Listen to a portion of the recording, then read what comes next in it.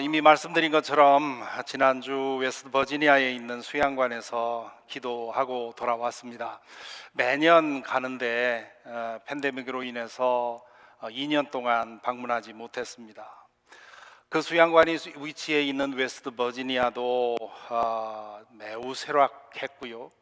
또 2년 동안 단체 모임을 받지 못한 그 수양관도 매우 헐었습니다. 구석구석 낡아가고 있는 모습이 참 보기 안 좋았습니다. 마치 팬데믹이 우리 삶을 핥히고 지나간 그런 모습처럼 보였습니다. 중간중간 휴식과 독서 외에 주로 기도하면서 시간을 보냈습니다. 저 자신을 위해서, 그리고 교우들의 기도 제목을 위해서, 그리고 기도 제목 안 내신 분들은 제가 알고 있는 대로 위해서 기도하고요. 또 교회를 위해서, 또 제가 아는 이들을 위해 중보하는 시간을 가졌습니다. 교우들의 기도 제목들을 쭉 보면서 참 다양한 기도 제목들이 있었는데요. 그 중에 여러 교우들에게서 반복되는 기도 제목이 있었습니다. 내 믿음이 회복되기를 원합니다 라는 그런 제목이었습니다. 그 기도가 계속 반복되는 것을 보고 제 마음이 뜨거워졌습니다. 한편으로는 이렇게 기도 제목을 냈다는 말은 지금 믿음의 침체를 겪고 있다는 뜻이고요. 다른 한편으로는 그 침체를 견디지 못해서 어떻게든 이걸 떨치고 싶은 그런 거룩한 열망이 있다는 뜻이지요. 과거에 가지고 있었던 그런 뜨거운 믿음이 식어서 그것이 회복되기를 바랄 때 그것을 보통 우리는 첫사랑을 회복하고 싶다, 그렇게 표현을 하지요. 예수님께서 에베소 교회에게 책망하면서 하신 말씀에 나오는 표현입니다. 요한계시록 2장 4절에 보면 그러나 너희에게 나무라 할 것이 있다. 그것은 네가 처음 사랑을 버린 것이다. 그렇게 되어 있죠. 처음 사랑을 버렸다. 여기서 첫사랑이 식은 이유를 예수님이 말씀을 하시지요. 그들이 사랑을 버렸기 때문이다 말씀하십니다. 물건이라면 내 손에 있던 것을 버릴 수 있지만 사랑은 눈에 보이는 것이 아닙니다. 그러니 사랑을 어떻게 버리겠습니까? 사랑하는 대상을 떠나는 것, 사랑하는 대상을 버린 것, 사랑하는 대상을 잊은 것, 그것이 사랑을 버린 것이지요.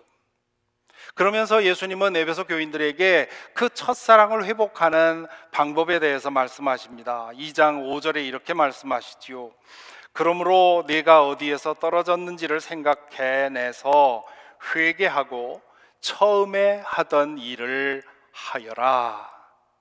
여기 보면 첫사랑을 회복하는 세 가지 단계가 나와 있습니다. 첫째는 무엇이 잘못되었는지를 확인하라는 겁니다.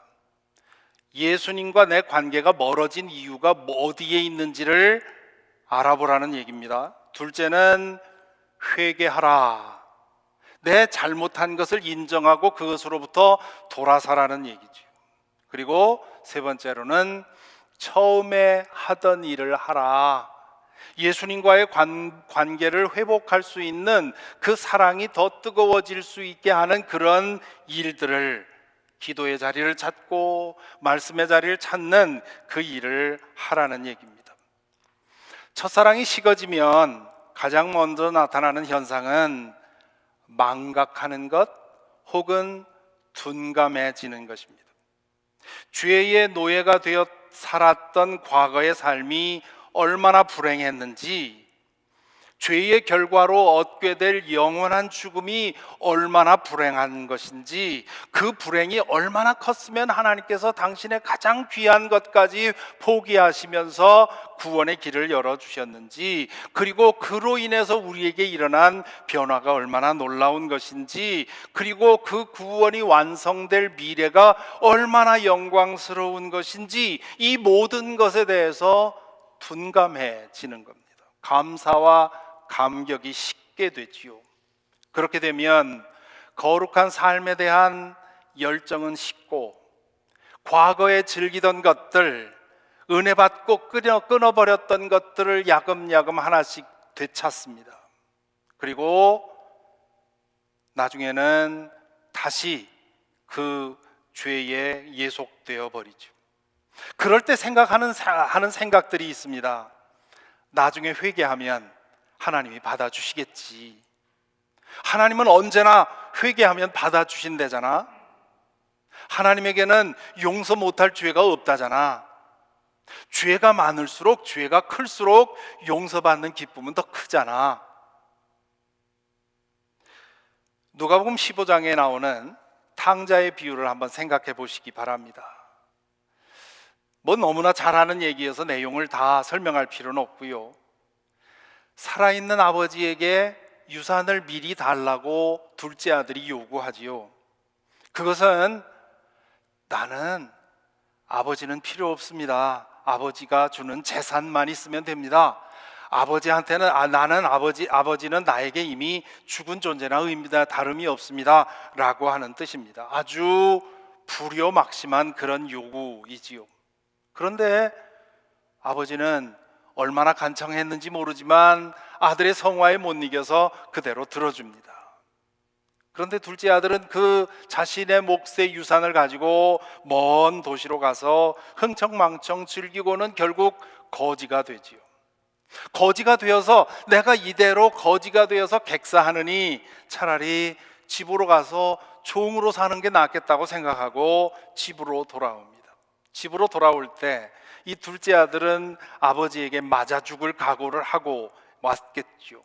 아버지가 자기가 오는 모습을 보면 분노해서 작대기를 들고 쫓아올 줄 알았는데, 그런데 그렇게 두려워 떨면서 한 걸음 한 걸음 집으로 가는데 아버지가 저 멀리서 달려옵니다.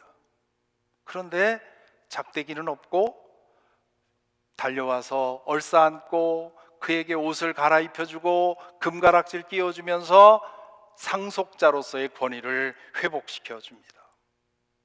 얼마나 기뻤겠습니까? 소를 잡고 잔치를 벌입니다. 여기까지 해서 끝나지 않습니까? 그리고 이제 그 큰아들 얘기가 나오는데요. 저는 이 탕자의 비유를 생각할 때 가끔 그런 질문을 합니다. 이 탕자가 6개월 혹은 1년 후에 어땠을까? 혹시 아버지가 자신을 다시 아들로 받아준 그 감격이 식어버린 것은 아닐까? 혹시 그것이 너무 식어져서 나중에는 아버지 집에서 함께 사는 그 행복과 안전과 풍요함에 대해서 권태를 느끼고 가출해서 즐기던 그 짜릿한 쾌락이 다시 생각났던 것은 아닐까? 사람의 타락한 본성에는 그런 성향이 있습니다. 행복에 지겨워하는 성향. 건강한 삶이 주는 그 기쁨, 그 즐거움에 익숙해져서 타락해보고 싶어 하는 그런 경향. 위험한 지경에 있으면 안전하기를 원하는데 안전한 상태에 오래 있다 보면 다시 위험을 찾고 싶은 것이 우리 인간의 본성입니다. 그래서 집안에서 일을 하면서도 가끔 상상 속에서 옛날 즐기던 거 생각하면서 혹시 다시 해보면 어떨까 하는 생각을 했을지 모릅니다. 거기서 한 걸음 더 나아가서 내가 다시 가출했다가 거지가 되어 돌아온다 해도 아버지는 다시 받아주시겠지라고 생각을 하지 않았을까? 만약에 둘째 아들이 그렇게 생각을 하고 다시 가출할 것을 꿈꾸었다면 여러분은 그 아들에게 뭐라고 하겠습니까? 말도 안 된다고, 나쁜 녀석, 배은망덕한 녀석, 이렇게 생각하지 않겠습니까? 그런데 놀랍게도 이것이 구원의 감격을 잊으면 우리 모두에게 나타나는 공통적인 현상입니다. 지금도 그렇고 바울 시대에도 그랬습니다. 그래서 오늘 6장 1절, 로마서 6장 1절에서 바울이 이렇게 말하지요. 그러면 우리가 무엇이라고 말을 해야 하겠습니까?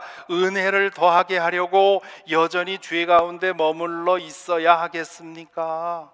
이것은 바울 사도가 그냥 창작해낸 질문이 아니라 당시에 많은 사람들이 그렇게 말을 했던 겁니다. 우리가 죄인이었을 때도 하나님이 구원해 주셨다면, 아무리 큰 죄를 지어도 하나님께서 용서해 주신다면, 그러면 굳이 거룩하게 살 이유가 어디 있느냐? 죄를 지어도 우리 구원에는 상관없는 거 아니냐? 오히려 죄가 많으면 하나님으로부터 받는 은혜의 그 용서의 은혜가 더 큰 거 아니냐? 그렇게 생각할 수 있지요. 그래서 이렇게 질문한 다음에 뭐라고 합니까? 바울 사도가 그럴 수 없습니다. By no means. 그 영어의 번역에 그렇게 해놨는데, 이 헬라어 메게노이토라고 하는 말은 최강 부정입니다. 우리말로 하면 말도 안 됩니다, 그런 뜻입니다. 어림 반푼어치도 없습니다, 그런 얘기입니다. 왜 그것이 말도 안 되느냐? 그 이하에서 바울 사도가 설명을 하는데요. 바울 사도는 세례를 통해서 우리의 신분이 변했기 때문에 그럴 수 없다고 말합니다. 세례를 통해서 우리에게 일어난 일이 무엇인지 기억하면 계속 죄를 지을 수 없다는 것이죠. 그렇다면 세례를 통해서 우리에게 무슨 일이 일어났습니까? 로마서 6장 3절에 보면 이렇게 말합니다.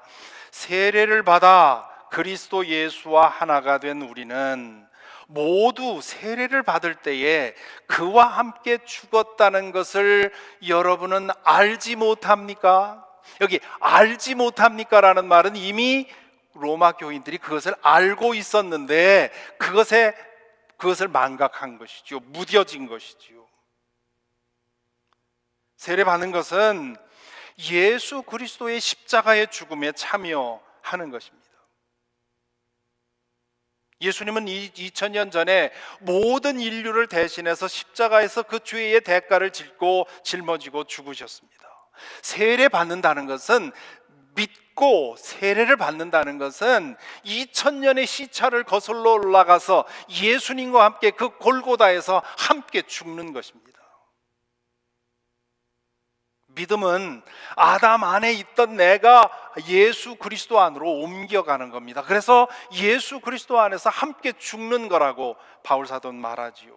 그러면서 6장 4절 그 다음 절에서 뭐라고 합니까?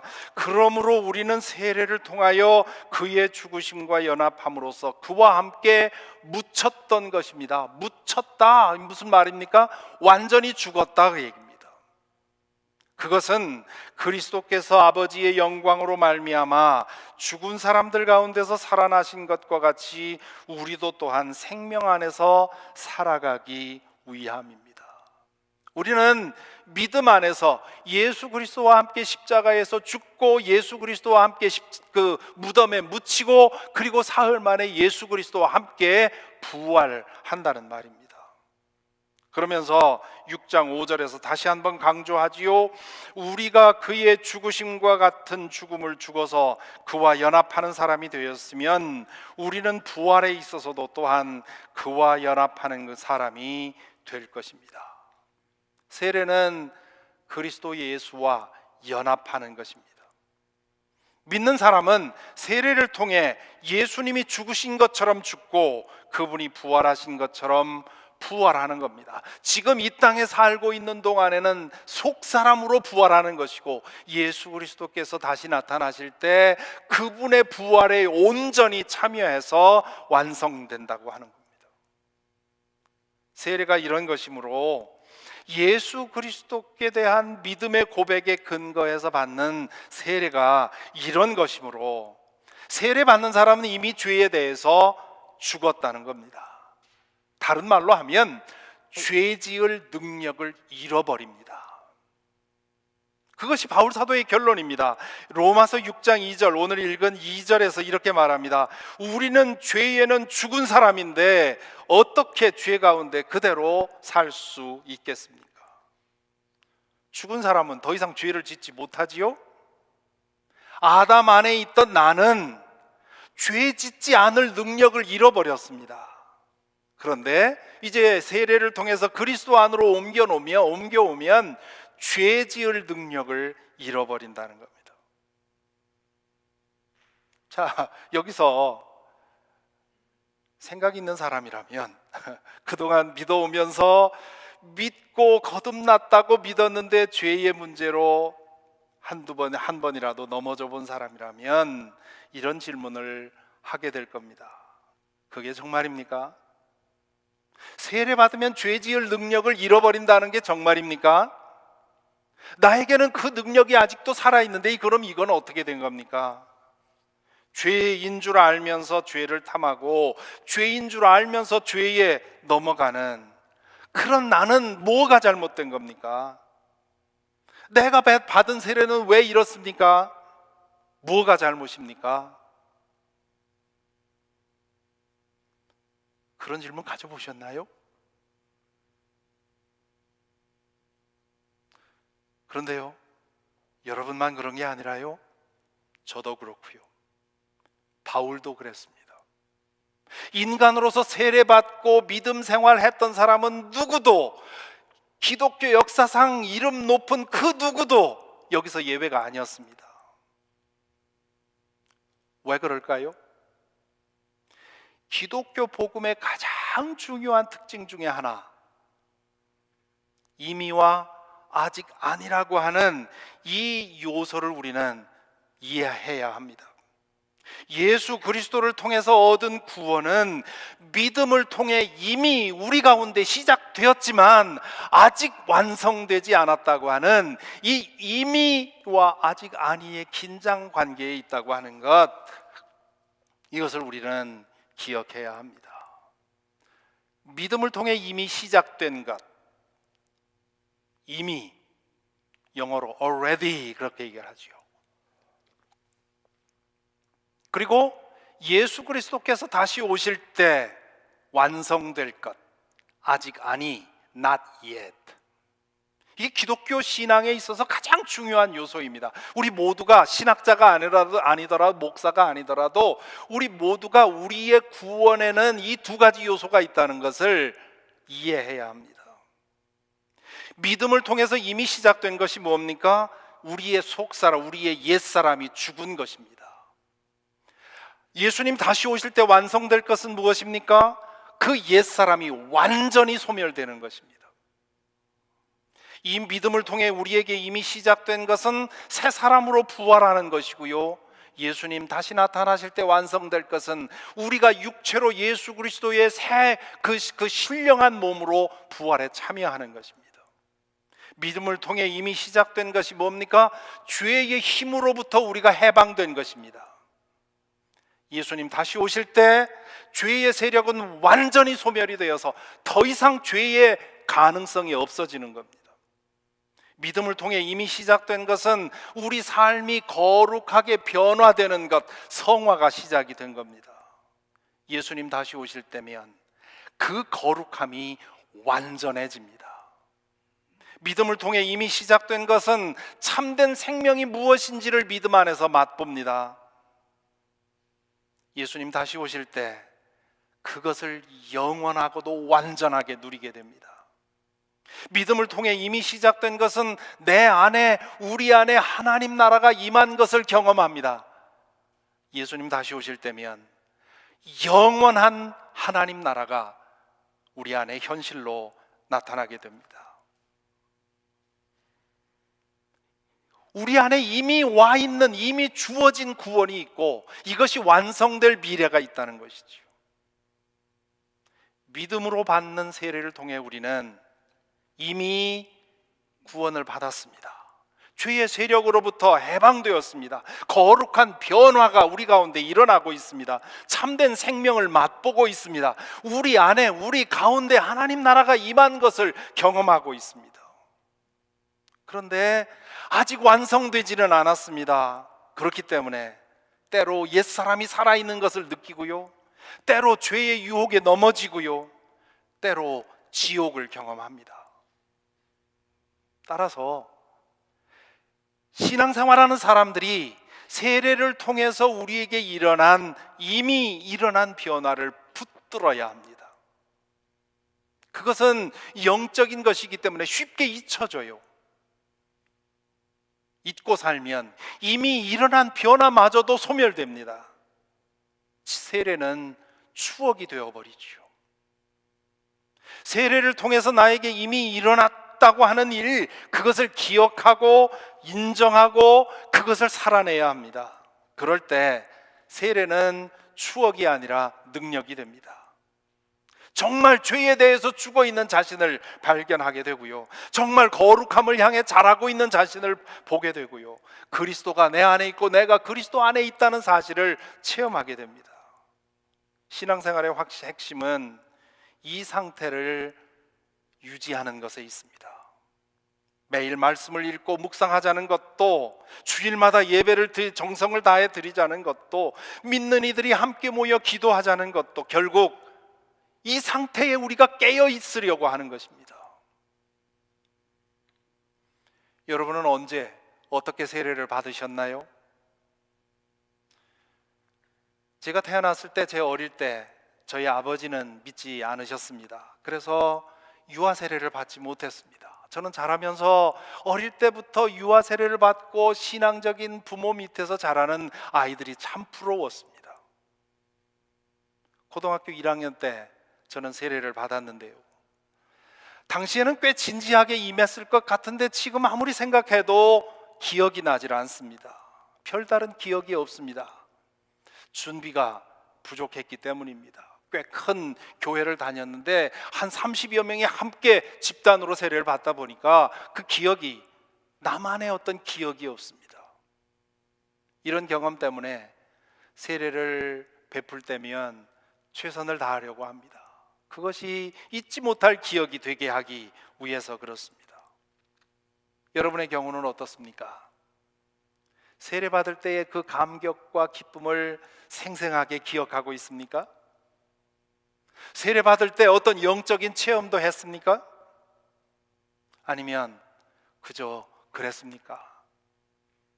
세례 받은 후에 나도 놀랄 만큼 삶의 변화가 일어났습니까? 혹은 세례 받은 후에도 별로 달라진 게 없습니까? 어떤 사람은 침례 받지 않아서 그렇다고 말하는 사람들도 있습니다. 물에 담그는 침례만이 유효한 세례라고 주장하는 사람들이 있지요. 오래전에 캐나다에서 목회할 때 청년을 만났는데요, 감리교회에서 세례를 받았는데 침례교회 목회자를 만나서 그에게 설득을 당했습니다. 침례를 받으면 불가항력적인 변화가 자기에게 일어날 거라고 믿고, 지금 내가 이렇게 믿고 있는 것은 세례를 약식으로 받았기 때문이라고 믿고는 굳이 그걸 받겠다고 하는 겁니다. 그래서 여러 가지로 설득을 했지만 설득되지 않았어요. 끝내 말 듣지 않고 침례를 받았지요. 그러나 그가 기대했던 불가항력적인 변화는 일어나지 않았습니다. 이 침례냐 세례냐의 논쟁은 별로 중요하지 않습니다. 중요한 것은 하나님 편에서, 하나님과의 관계 안에서 어떤 일이 일어나느냐입니다.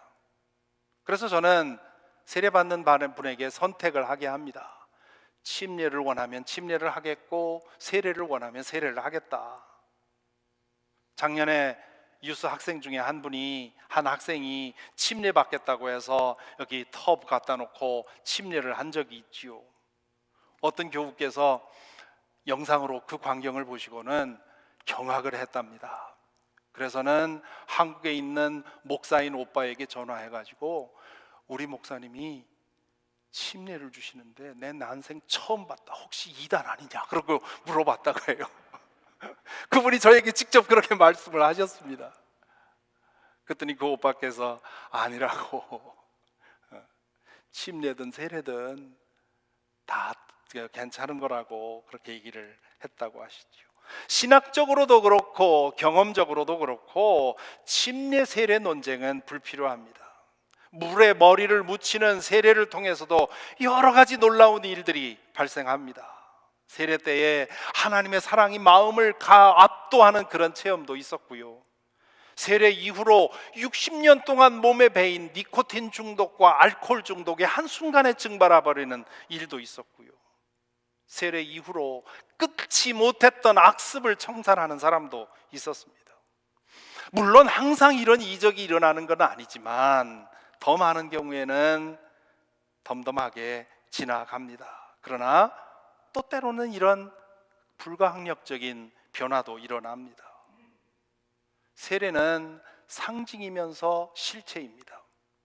어떤 상징입니까? 바울 사도가 여기서 말한 대로 그리스도와 함께 내 안에 아담이 죽었다고 하는, 그리고 그리스도와 함께 새 사람으로 거듭난다고 하는 그런 영적 사건의 상징입니다. 그러면서도 단순히 상징이 아닙니다. 실체입니다. 왜냐하면 실제로 옛사람이 죽고 새 사람으로 거듭나는 역사가 일어나기 때문입니다.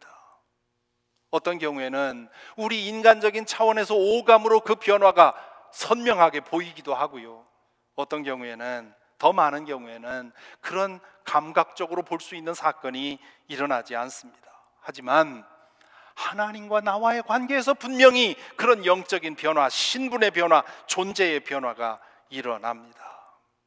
그런데 그것과 더불어서 세례 때에 어떤 경험을 했느냐가 그것과 더불어서 세례 이후에 어떻게 사느냐, 이것도 중요합니다. 세례는 결혼에 비유할 수 있는데요, 결혼은 서로에 대한 사랑과 헌신을 사람들에게 알리고 축복받는 것 아닙니까? 세례도 예수 그리스도께 대한 사랑과 헌신을 공표하고 기도받는 것입니다. 결혼은 사랑의 종착점이 아닙니다. 시작점일 뿐입니다. 믿음도 역시, 세례도 역시 믿음의 완성점이 아니라 믿음의 출발점입니다. 의미 있는 결혼식, 성대한 결혼식 하는 거 중요하지만 더 중요한 것은 결혼식 이후에 서로를 어떻게 대하고 사느냐에 있습니다.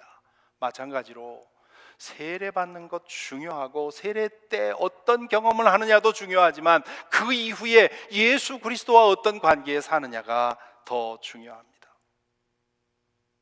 여러분 중에 아직 세례받지 않은 분들이 계시다면 결단할 수 있기를 바랍니다.